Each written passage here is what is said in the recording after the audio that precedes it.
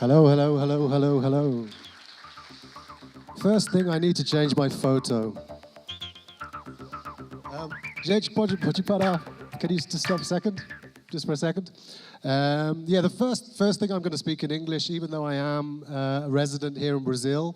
And when Flavio and e quando Flávio e o Instituto Parara me falou que eu não preciso falar inglês. Bem, eu já fiz alguns slides como esse, e um dos motivos pelo qual que o meu português não é tão bom quanto eu acho que seja, o segundo motivo é que eles gastaram um pouco de dinheiro na tradução simultânea e eles querem mudar, e eu me sinto mais confortável assim. Então, eu trabalho para uma empresa chamada Mandala e vou falar rapidamente qual é o propósito dos robôs. O áudio, por favor. Então, se você sente vontade de se mexer, por favor, sinta-se à vontade. É possível? Então, essa música, eu quero que vocês ouçam essa música e me diga como que você se sente, como você descreve essa música.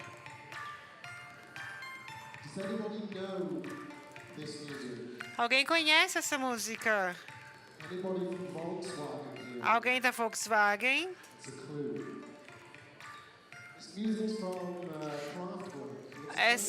Essa música tem no mínimo 40 anos de idade. É uma música de técnico, de house. Então, só ouçam essa música.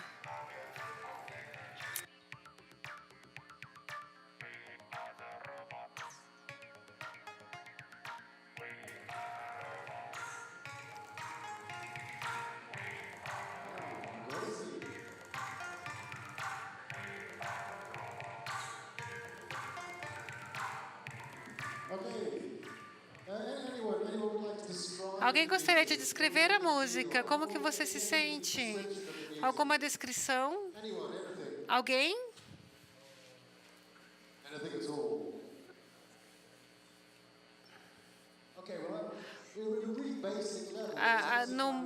Num nível bem básico, é uma música bem robótica, tem uma voz robótica que está passando a imagem de que a gente é robôs, como se os robôs pudessem escrever uma música muito boa. Se eles pudessem escrever, talvez esse seria o som da música. Então, ela é uma música automatizada, mecânica, robótica, certo? Mas não é esse o ponto que eu quero fazer para vocês. Então, tem dois desafios importantes que eu gostaria de olhar aqui. O primeiro é o motivo e o propósito. O propósito que leva as empresas precisam ter um motivo do porquê e elas querem melhorar a vida das pessoas. E o segundo é sobre a automação. É que cada vez mais os nossos trabalhos estão sendo automatizados. Eu acho que quando a gente pensa sobre essas duas coisas, a gente pensa sobre elas separadas. Mas vamos fazer um experimento agora. Quando a gente pensar essas duas coisas juntas, como que elas se relacionam nos próximos anos, como que elas vão se influenciar nos próximos anos. A automação vai ajudar os negócios direcionados por um propósito ou vai afetar isso de uma forma negativa? Todos nós aqui que a gente acredita num propósito, como que isso vai nos afetar? O que nós vamos fazer nos próximos anos para que a gente continue a ter as pessoas que são motivadas por um propósito, enquanto o mundo está ficando cada vez mais automatizado? Então, eu vou fazer isso em 3 passos. O primeiro, eu vou falar sobre as empresas e o propósito, e depois eu vou falar sobre a automação, e aí eu vou terminar com um pouco de reflexão no final. Então, a ideia básica de uma organização com propósito, isso é o que a gente faz na Mandala. Esse é o nosso trabalho diário. A Mandala começou em 2016 e esse é o nosso trabalho. A gente trabalha nessa interseção entre propósito e renda. Então, é um senso de propósito, o que você sente, qual que é a sua motivação, qual que é a sua vocação, é tudo isso. Mas a gente está no negócio para negócio. Então, é aí onde o Mandala trabalha. Essa é a nossa visão, essa é a nossa filosofia, é onde todos os nossos clientes estão. Então, vamos trabalhar nesse espaço mágico, onde a gente pode ser motivado por um propósito, mas a gente também está gerando renda como uma consequência disso, das nossas ações. Então, tem vários exemplos que mostram que o propósito está aqui para ficar em termos de negócio. Alguns exemplos. Rice de Soria escreveu um ótimo livro, e nesse livro ele olhou, num período de 15 anos, ele olhou para empresas que tinham propósito, empresas que não tinham propósitos, e qual que era o propósito e como que essa relação entre performance e propósito. Então, as empresas que têm um propósito têm muito mais sucesso em termos de sua performance. Alguns anos atrás, teve um caso. Nesse trabalho, mostra que a ligação entre os negócios que são motivados por um propósito e a sua motivação e a sua inovação, fala que se você tiver um propósito, você vai ser mais inovador. E tem muitos executivos no nível 6 estão falando sobre isso. O PwC, no ano passado, eles fizeram uma pesquisa com os CEOs, e eles viram que os CEOs entendem que as pessoas compram os produtos não por causa da funcionalidade do produto, mas porque o que a empresa faz em termos de fatores sociais e ambientais, como que eles melhoram a vida das pessoas. Então, isso é uma coisa real, é uma coisa que a gente vê como algo que está acontecendo na vida real. Por que agora? Por que a gente está vendo o propósito aumentando tanto na nossa vida de negócios? Eu acho que as pessoas estão cada vez mais compreendendo que os negócios a gente está caminhando para uma situação onde os nossos recursos estão escassos e a gente não vai conseguir sair disso se a gente manter dessa forma. Então, a gente precisa pensar de uma forma radical, de formas novas para como a gente organiza nosso negócio, como a gente organiza a nossa sociedade. Então, a gente precisa ter certeza que a gente vai continuar crescendo para 90 bilhões de pessoas nos próximos anos. Então, outro ponto é a chegada dos milênios. Os milênios estão tendo muito poder dentro das organizações e das empresas. E eles estão vindo também, a próxima geração, também é uma geração que é impulsionada pelo propósito. Então, eles têm muita influência nas nossas empresas hoje em dia. Isso é um fator que a gente deve levar em consideração. Então, o que nós encontramos na Mandala é que teve uma mudança de compensações. Quando a gente começou, a compensação estava aqui. O tipo de compensação que a gente teria com os nossos clientes era: qual que é o propósito? Como que eu crio um propósito? Posso eu criar um propósito para a minha organização? Eu posso criar um propósito para os meus produtos, para os meus serviços? Então, era um estágio muito inicial. Mas isso mudou para o lado direito, e agora a gente tem conversas com os nossos clientes que eles falam: como que eu posso viver do meu propósito? Como eu posso fazer o meu propósito real no dia a dia, na cultura da minha empresa? Muito mais envolvido na ideia do que é o propósito. O propósito não deve ser alguma coisa idealística, não deve estar só palavras bonitas escritas numa parede. O propósito, ele vai mudar de uma indústria, de uma sociedade, da nossa sociedade. Precisa ser uma coisa que seja sentida, precisa ser real. A gente precisa viver nosso propósito no dia a dia. Então, como um exemplo muito rápido do trabalho da Mandala, que eu quero dar para vocês, a gente tem um vídeo. Então, esse é o exemplo de como a gente muda essa transformação. Então, é da Navy, uma marca.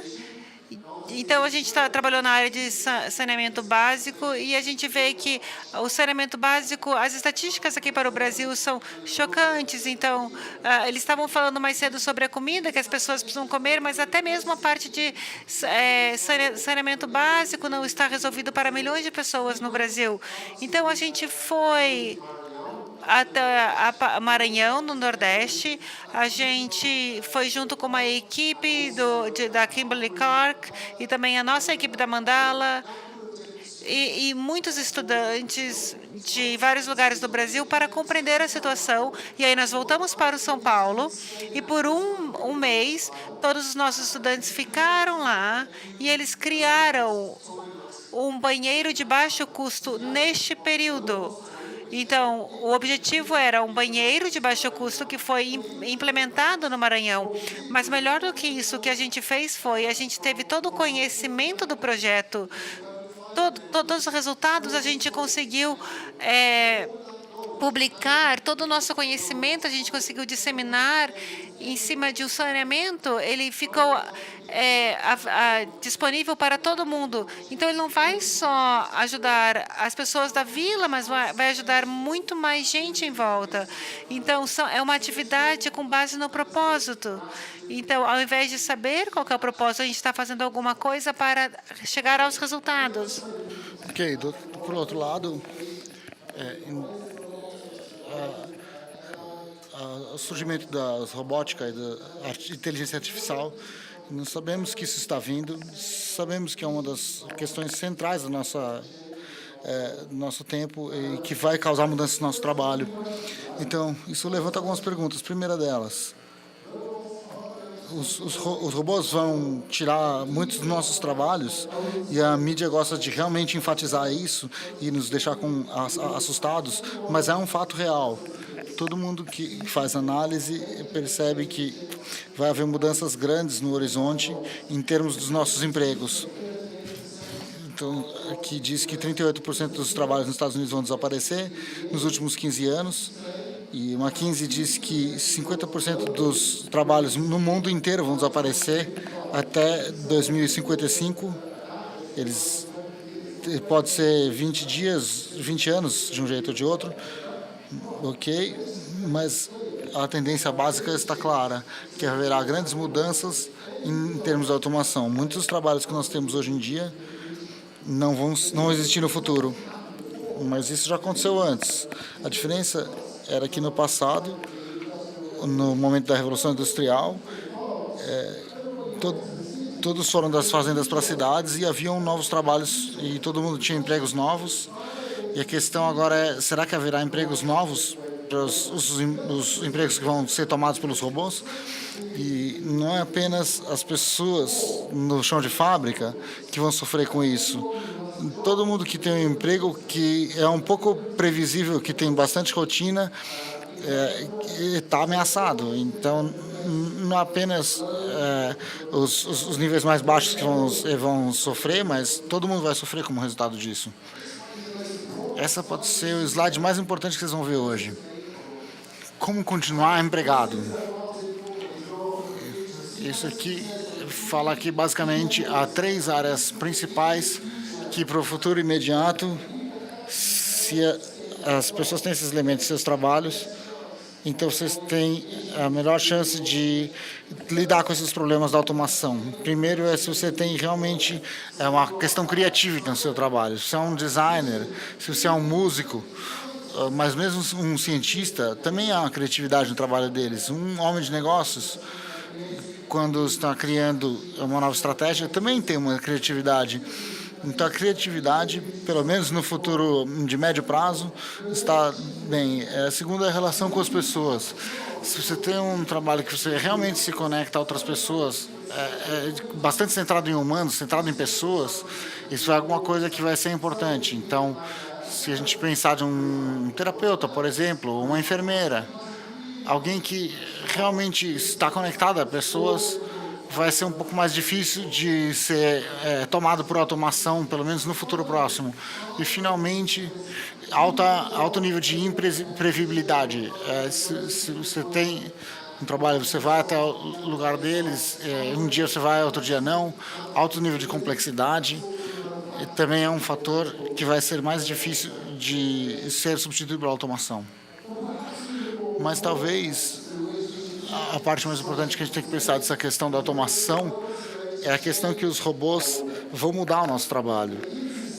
O estudo do McKinsey, por exemplo, diz que nem todos os empregos vão ser completamente eliminados. Alguns vão mudar para uma situação em que parte do nosso trabalho vai ser automatizado e parte não vai. Vai ser uma mistura entre as duas situações, pelo menos no futuro imediato agora. Então, nós temos que nos adaptar. A primeira coisa que a gente precisa fazer, o nosso sistema de educação nossas instituições políticas, nosso treinamento precisa entender e precisa preparar as pessoas para um ambiente de trabalho em que há alto nível de robótica, alto nível de inteligência artificial, preparar as pessoas para esses novos contextos. Mas também nós precisamos nos adaptar melhor, e ser mais adaptáveis, desenvolver novas habilidades, ser mais flexíveis em como a gente aborda essas coisas. Todo mundo sabe que xadrez, no mundo da inteligência artificial, o xadrez tem um papel muito importante no mundo da inteligência artificial, que dá para julgar o nível da inteligência de um computador artificial ou de um software artificial com base se é capaz de vencer um humano em xadrez. E todos vocês lembram aqui que a IBM fez o Deep Blue, que ganhou do Garry Kasparov, que era o campeão mundial. Foi a primeira vez que um computador, uma máquina, conseguiu vencer um ser humano no jogo de xadrez. Foi um ponto importante na história da inteligência artificial nos anos 90. E até hoje o xadrez é bastante importante para analisar e entender o nível de desenvolvimento da inteligência artificial. E é um jogo, mas existe um jogo diferente que se chama Freestyle Chess. E no Freestyle Chess, o que você pode fazer qualquer um pode jogar, mas você pode usar todos os computadores, então todo mundo pode jogar. O homem e a máquina podem jogar juntos, você pode acessar todos os computadores, você tem acesso a todas as máquinas. E você acredita com o Freestyle Chess? O homem mais a máquina ainda vence da máquina. Então, quando alguém joga com a máquina ao seu lado, essa equipe ganha somente da máquina, até hoje. Então, o que está acontecendo nesse jogo?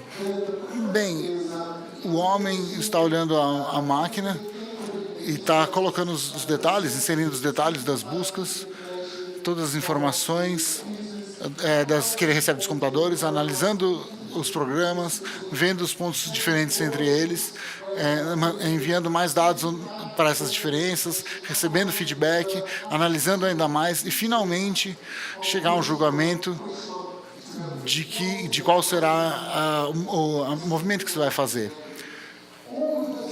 Todas essas coisas que eu descrevi, eu acredito que são uma área bastante fértil para que a gente pense em todos os nossos trabalhos, que a gente usa automação. Em alguns trabalhos vai ser mais ou menos, mas nós precisamos nos tornar esses jogadores de xadrez freestyle. Então, rapidamente, 2 cenários. Como essas duas tendências vão se juntar, se unir?